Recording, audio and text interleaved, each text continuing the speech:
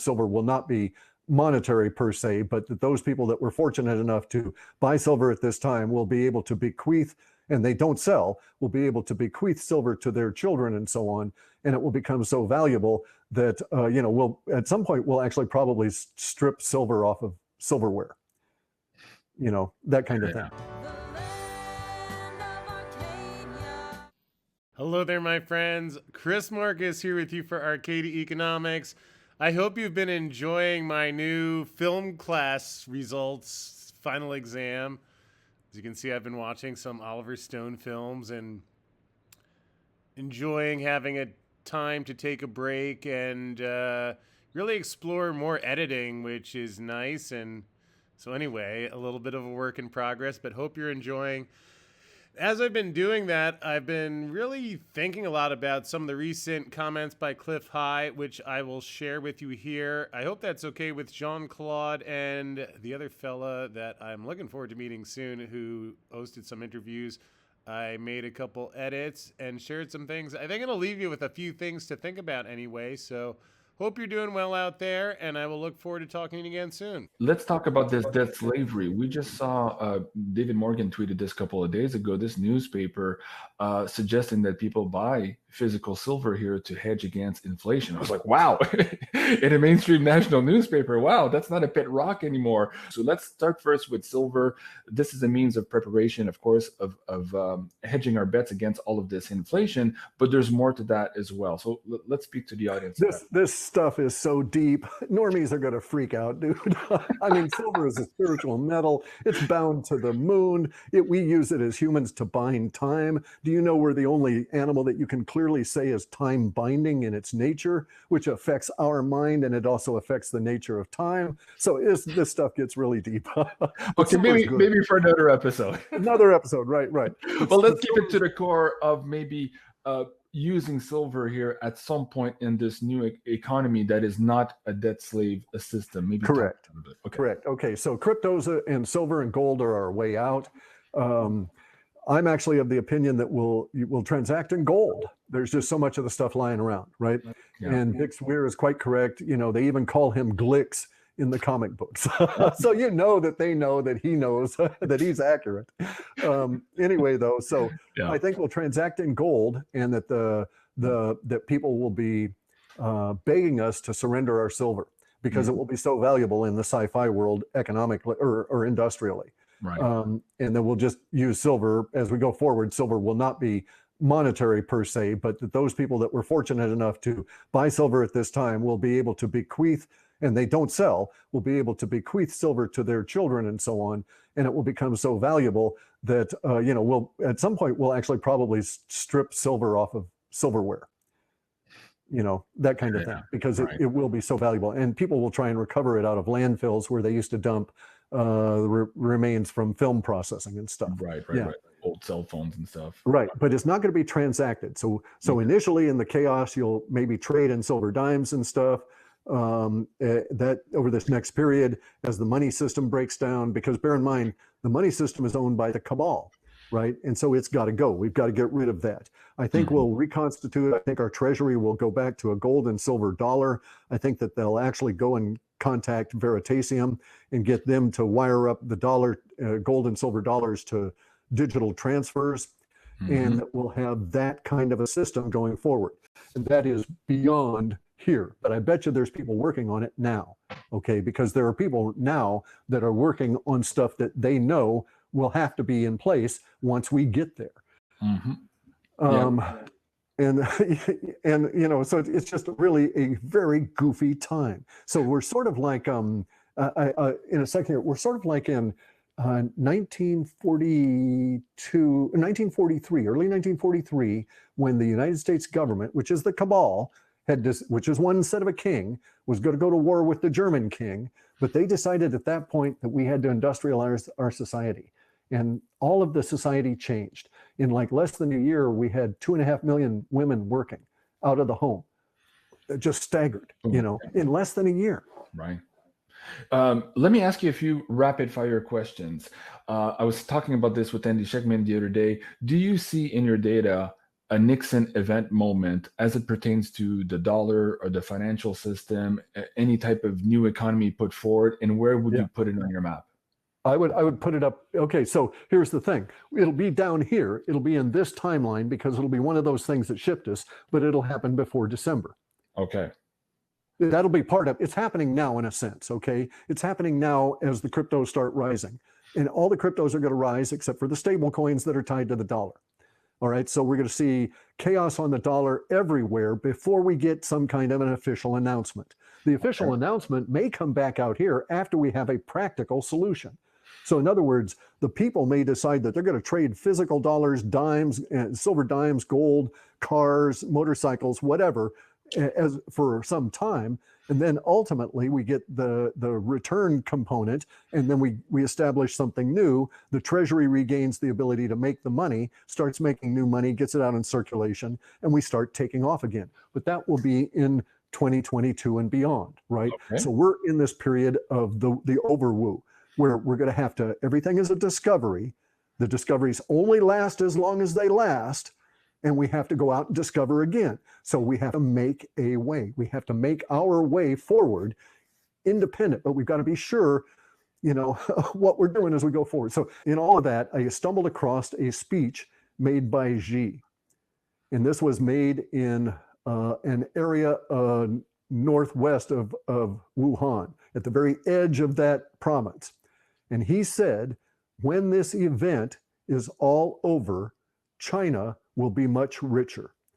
But the word for China that he used was the word for the Chinese people. Okay. Now, there is only one way the Chinese people can be richer at an individual level, and that is for there to be a lot fewer of them. Or if the value of their silver and gold was reset at a substantially higher level. Right. Wow. Let's talk a little bit about it. And I know it's very difficult because this is not a kinetic war. From a timeline perspective, like what do you see over the next, say, 3 to 6 months as far as food, shortages, people having to truly rely upon themselves, and throw in there maybe to talk a little bit about the financial system, because we haven't talked about that, but where are we in that? Yeah. Okay. So at the core of the enemy is the banksters. And so the banking system, as we understand it now, will be a natural casualty of what we're going of this war. So it's already coming unglued. It is, in my opinion, because I can't give financial advice, I've got to be very careful because I'm under surveillance and they'll come and snatch me away because they don't like me. But in my opinion, it would be safest if you had any form of wealth, which is calories that you want to store forward into the future, right? That you get it out of the banking system to do so, because the banking system and fiat currencies are unstable. This would imply cryptos. This would imply gold or silver coins. This would imply buying food now that you can get hold of. I'm all for that, because we are indeed entering into shortages, as I am experiencing here. So now I have to go on a shopping expedition tomorrow. And instead of 80 miles, it'll likely be 160 miles round trip and some amount there. And that this will be the way of my life for some period of time, right? And so it's starting to, and I'm not alone, millions of people in my state are now in this same situation. And it's going to get this way all across the United States. The enemy class has no path to surrender. All right, so in World War II, Hitler could have surrendered and they would have chopped his head off or whatever, right? He could have surrendered at any time. And in fact, we see that the Japanese emperor did surrender. And there was a path to nonviolence from that point forward. In this information war, we do not have that path at this stage. And so we want to avoid a path that takes us into violence. And even within the violence, there is no path for the enemy class to surrender. The reason that there is this is because it's not nation states. Okay, we are looking at a global rebellion against the idea of kingdom, right? Of single sorts of power, of dictatorships anywhere, telling humans what to do. And so the people that would occupy those positions and would occupy the supporting positions feel their lives to be in danger. which they are, because there is nowhere for them to go. There will be no country that will accept them as refugees. There is simply, they could leave the planet if they could leave the planet, and that would satisfy all of humanity. If we could see them flying away, we wouldn't have to kill them. But as of this stage in this war, their perception is quite accurate. The things they have done to us have no state of forgiveness that I can find in me. And I'm certain that there are other people that would also agree that they cannot find within themselves the ability to forgive our enemy for what they have done. 6 weeks is going to be rapid, or it's going to be entirely different than what we're dealing with now. Totally. At any given point, something could happen and the mainstream media will collapse. And this timeline thereon will disappear. So any advice I might give would be with the assumption that that timeline still existed, but we would be down here. Right. In that world, exchanges may not be operating. Okay, Yeah. Crypto will still be operating. People will still have computers. They'll still be trading cryptos back and forth. Some of the decentralized exchanges won't have any problems, but maybe some of the centralized ones will be taken down by the banking system, because the banking system is going to collapse. So I suspect that we will enter a period of time where we will leave the fiat currency at a local level. I suspect it will come to it that I will have to drive down in order to get gasoline. I will have to negotiate with the guy. Okay, well, will you take this gold coin, this little tiny 1/10 of an ounce gold, and let me fill up that car and all of these gas tanks, all these cans. We may get to that, right? I agree. I'm already at that stage now, trying to locate ordinary things in a grocery sense. So it does not matter if I have cash now, these things are unavailable. Exactly. Pretty soon they might be available, but the cash would be no good. Look at it from their perspective. They know that probably less than 20% of the populace voted for them. Right. They know they're illegitimate, and they're broadcasting it out continually. We're not paying attention to it. They're being harried and harassed all around. I don't know how it will come, but it will be most amazing to watch this collapse. But they will be out of our hair here long before the end of the year, I think. The powers that be, all previous wars have been King A versus King B. All right. Now, who fights those wars? King A doesn't take a sword. King B doesn't even leave his fucking castle. So it's us guys that go and fight him and die. So Hillary Clinton doesn't own any, and Biden, he doesn't have any nuclear weapons. He doesn't have any Raptor airplanes.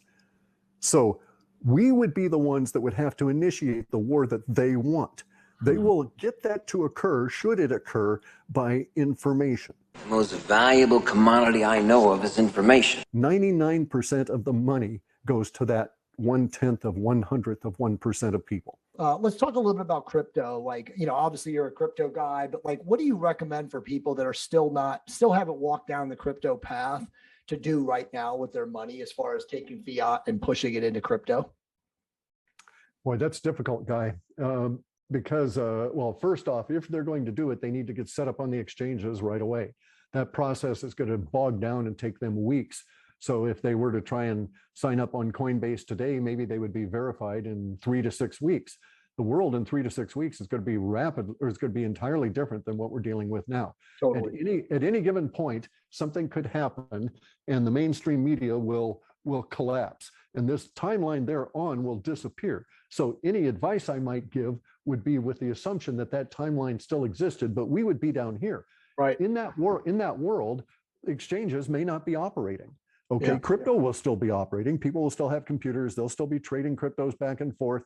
Some of the decentralized exchanges won't have any problems, but maybe some of the centralized ones will be taken down by the banking system, because the banking system is going to collapse. So I suspect that we will enter a period of time where we will leave the fiat currency at a local level. I suspect it will come to it that I will have to drive down in order to get gasoline. I will have to negotiate with the guy. Okay, well, will you take this gold coin, this little tiny 1/10 of an ounce gold, and let me fill up that car and all of these gas tanks, all these cans. We may get to that, right? I agree.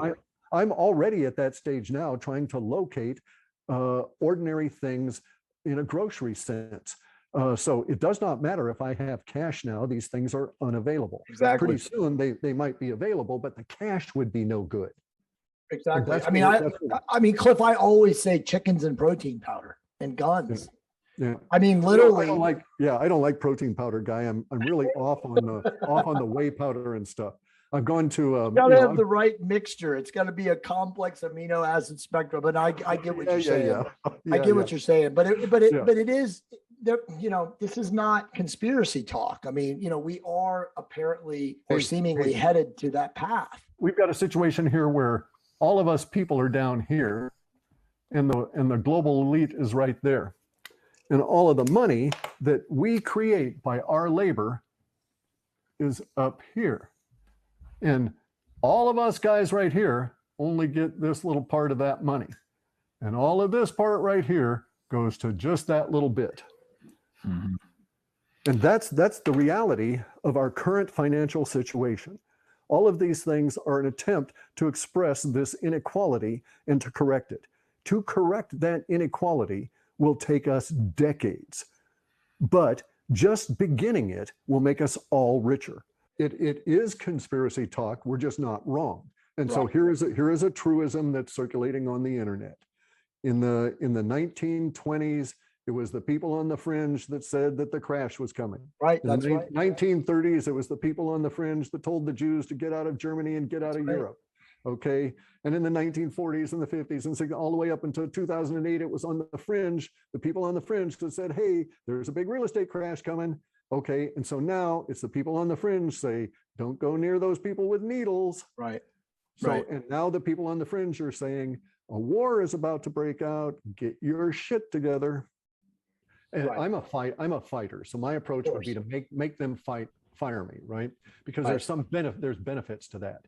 The very first thing I would do after being fired is to rush on down to my local employment security office in my state and file a complaint against a hostile workplace. As soon as they told me I had to take an experimental product or get fired, at that moment, that day, I would go down on my lunch hour. I would go take an hour off work at the end of the day. I would go and personally file a hostile work complaint to the state employment security. This establishes that you're dealing with that. And then when they fire you later on, that supports your claim. Then you go and file a claim for wrongful termination. Wrongful termination is very unique or very interesting in many states because it allows you to claim damages above and beyond lost wages and so forth. It also sets you up for personal suits. It also gives many attorneys a feeling of comfort taking on the case in a contingency fashion because the state is also working on your behalf against your employer. Never mind that the justice system is captured. Never mind that it won't work. Never mind that it will not lead to you getting the job or any of that stuff back. It will wear them down, and it provides you the legal authority for all of the suits and stuff that's coming. And bear in mind that we're going to have massive legal action as a response to this. So there are attorneys right now preparing sectionated class action suits so that everybody from this industry that had to get fired, everybody from that industry that had to get fired can join these various lawsuits in these class action. And then they can also pursue it within their own case structure within employment security. So by all means, make them fire you and do as much as you can to document the hostile workplace. The harassment. Exactly. So you can get your phone up there when your boss comes to give you the bad news, make him do it on video, right? And so be hostile about this. So the way I say it is that I personally would want to see how well they fight. So I'd poke them. We are looking at a global rebellion against the idea of kingdom, of single sorts of power, of dictatorships anywhere telling humans what to do.